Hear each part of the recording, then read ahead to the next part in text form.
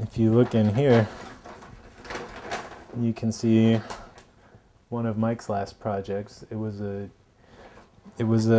kind of performance art piece where he jumped on top of our bookshelf and knocked over Katie's favorite hand-painted ceramic Elvis.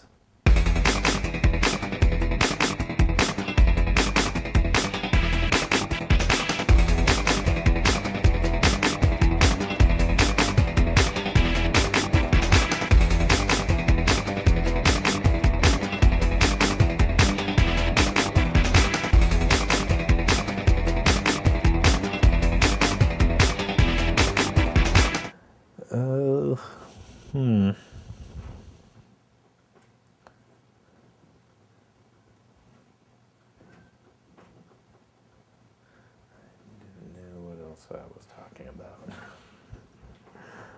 Oh my god. This used to be the knitting / craft room. Now it's a total disgrace, basically. I've pretty much taken over it and turned it into my movie studio. Stop motion project going on here. Very cool. Ryan, what was your inspiration behind this project?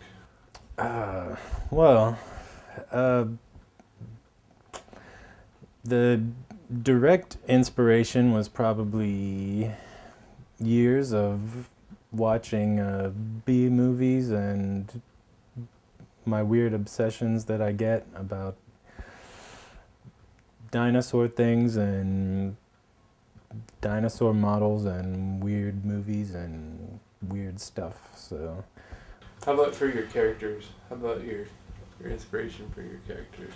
For the characters, well, the two-headed dinosaur kind of symbolizes the kind of dual nature of one's own voice and the counter voice that I think most people have, that maybe one thing you want to do, one side of you wants to do something and the other side like talks you out of it, and there's always like that back and forth.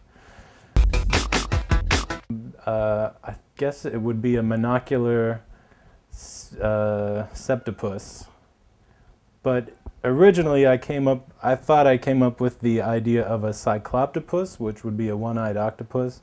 When I Googled it, there are already like 3 cycloptopuses in the world, so I cut off 2 legs and made it a septopus. In the movie, it just symbolizes like the external threat of it's the enemy, basically, that the 2 other personalities, two-headed dinosaur has to come together to overcome, basically. It's just the heavy, I guess, of the piece. Can you walk us through how you built each part of the set over here? Yeah, it's pretty simple. The table came from a flea market. This is all setting on. I talked the guy down to $10. He wanted $15.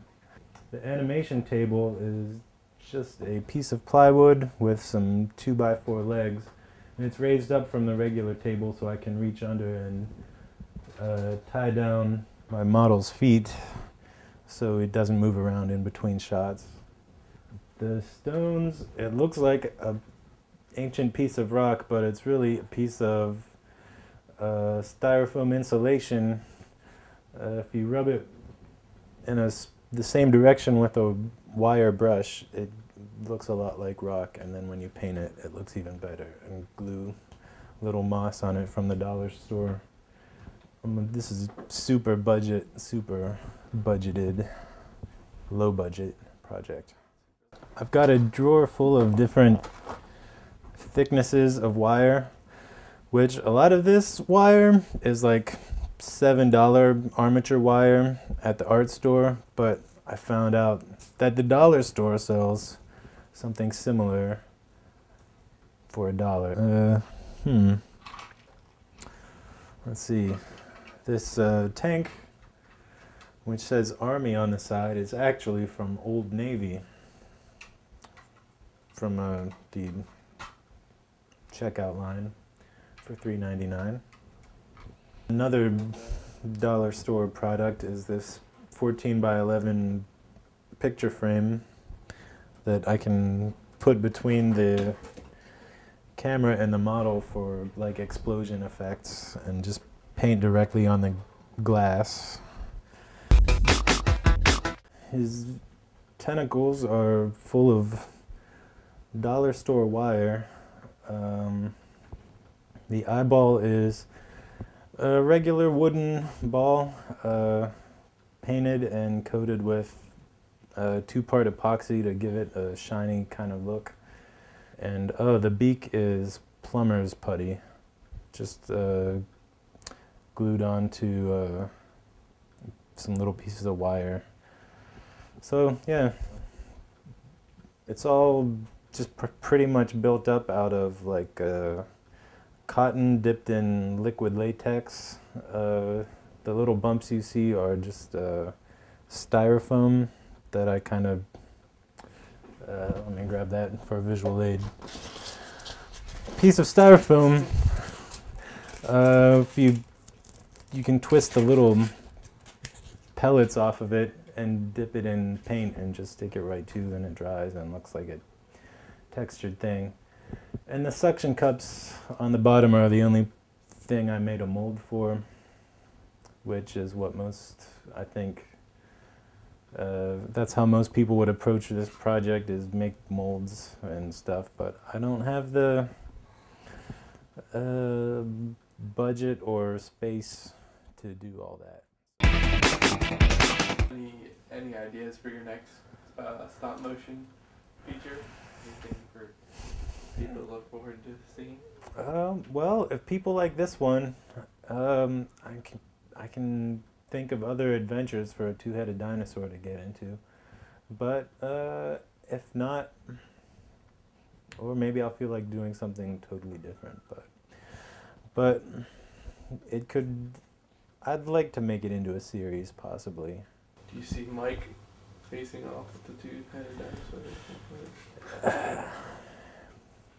Yeah, it's gonna come to that. He's already interfered. I've got this monopod that's very easy for a cat to bump into, and if a cat bumps into the base of it, it moves so much at the top that it can throw a shot completely off. So yeah, contributions, none. He just takes and takes.